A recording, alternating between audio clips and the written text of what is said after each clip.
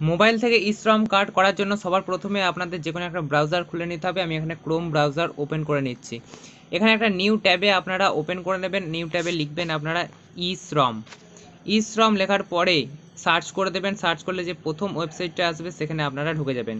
এরপরে আপনাদের কাছে এরকম একটা পেজ খুলবে, একটু নিচের দিকে আসবেন, এখানে দেখবেন রেজিস্টার অন ই শ্রম বলে এখানে অপশন পাবেন, এখানে ক্লিক করে দেবেন। ক্লিক করার পর একটা নতুন ওয়েব পেজ খুলবে। এখানে আপনাদের আধার কার্ডের সাথে যে মোবাইল নাম্বারটা লিঙ্ক করা আছে সেই মোবাইল নাম্বারটা এখানে ইনপুট করবেন। মোবাইল নাম্বার দেওয়া হয়ে গেলে নিচের দিকে আসবেন, এখানে একটা ক্যাপচা কোড দিতে হবে। এই ক্যাপচা কোডটা আপনারা যেরকম আছে সেরকম দেখে দেখে লিখে দেবেন। তারপরে নিচের দিকে আছে দুটো নো নো বলে অপশান আছে, এগুলো নোই থাকবে। তারপরে এখানে সেন্ড ওটিপিতে ক্লিক করে দেবেন।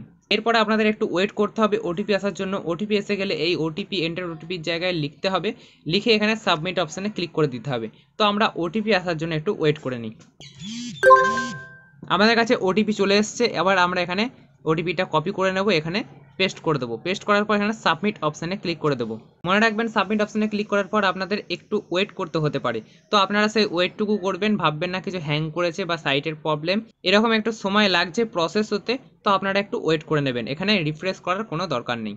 একটু ওয়েট করার পরই আপনাদের কাছে এরকম একটা পেজ খুলে যাবে, সেখানে আপনাদের আধার নাম্বারটা দিতে হবে। এখানে তিনখানা ঘর রয়েছে বলে ঘাবড়ে যাবেন না, আপনারা লিখতে যাবেন, প্রথম থেকে লিখতে শুরু করবেন, অটোমেটিক এই ঘরগুলো চেঞ্জ হতে থাকবে। আধার নাম্বার লেখা হয়ে গেলে অটোমেটিক এখানে আই অ্যাগ্রিতে টিক হয়ে যাবে, যদি না হয় আপনারা টিকটা দিয়ে দেবেন।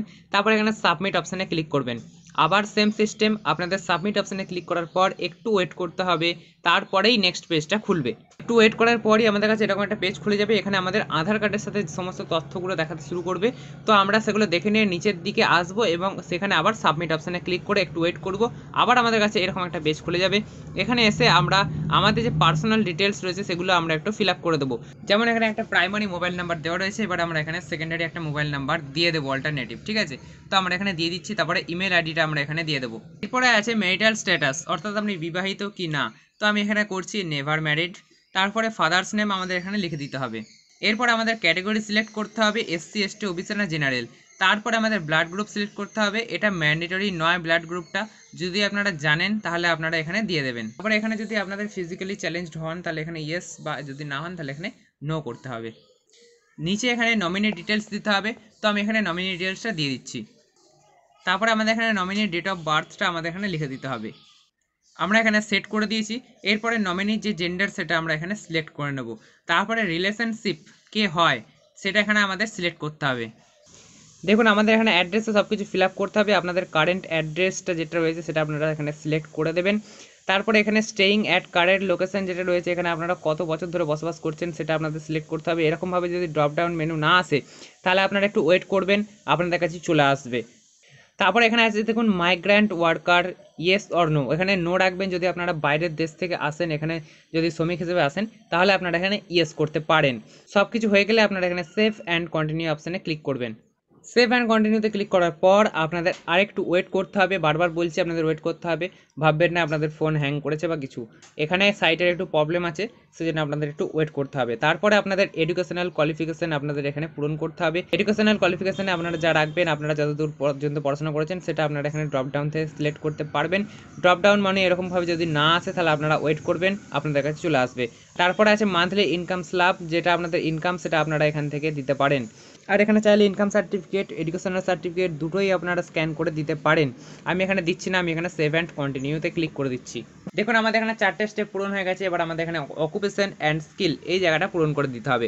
যদি আপনারা না বুঝতে পারেন যে অকুপেশনের জায়গায় কী লিখতে হবে, তাহলে এই যে আই বাটনটা রয়েছে এখানে আপনারা জাস্ট ক্লিক করে দেবেন। এখানে একটা পিডিএফ ডাউনলোড হয়ে যাবে, ডাউনলোডে ক্লিক করলেই এবারে এই পিডিএফটা দেখবেন। পিডিএফে অনেক কাজের বিবরণ রয়েছে, তো আপনারা এর মধ্যে যে কাজের সঙ্গে জড়িত সেই কাজটা আপনারা এখানে দেখে নেবেন।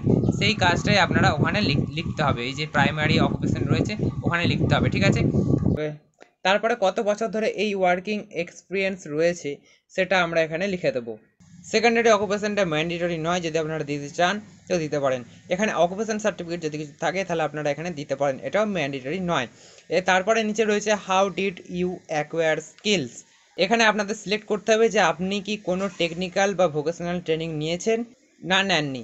তো আমি এখানে সিলেক্ট করে নিচ্ছি যে হ্যাঁ আমি নিয়েছি। এরপরে সাবমিট অপশনে ক্লিক করার পর এরকম একটা আপনাদের কাছে পেজ খুলবে যেখানে আপনাদের ব্যাংক ডিটেলস দিতে হবে। আপনাদের আধার কার্ডের সাথে লিঙ্ক করা যদি কোনো ব্যাংক থাকে তাহলে সেটা অটোমেটিক চলে আসবে, আর যদি না থেকে থাকে তাহলে আপনারা এখানে ইয়েস বলে যে অপশনটা আছে এখানে আপনারা ইয়েস করে দেবেন। ইয়েস করার পর আপনারা ব্যাংক ডিটেলস অর্থাৎ অ্যাকাউন্ট নাম্বার, আইএফএসসি কোড, কোন ব্রাঞ্চ, ব্যাংকের নাম, ব্যাংক অ্যাকাউন্ট হোল্ডারের নাম এসব দিয়ে তারপরে সেভ অ্যান্ড কন্টিনিউতে ক্লিক করে দেবেন।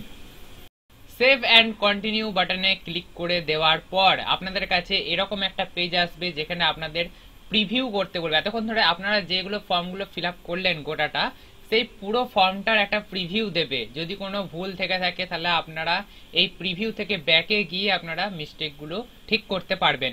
প্রিভিউ দেখা হয়ে গেলে আপনারা নিচের দিকে আসবেন, এখানে চেক বক্সে টিক দেবেন, তারপরে সাবমিট অপশনে ক্লিক করে দেবেন। সাবমিট অপশনে ক্লিক করে দিলেই আপনাদের কার্ড ডাউনলোড করার অপশন চলে আসবে এবং আপনারা সেখান থেকে কার্ডটা ডাউনলোড করে নিতে পারবেন। আর এই কার্ডটা ডাউনলোড করে আপনারা প্রিন্ট আউট করে ল্যামিনেশন করে যদি নেন তাহলে একদম কার্ডের আকার চলে আসবে।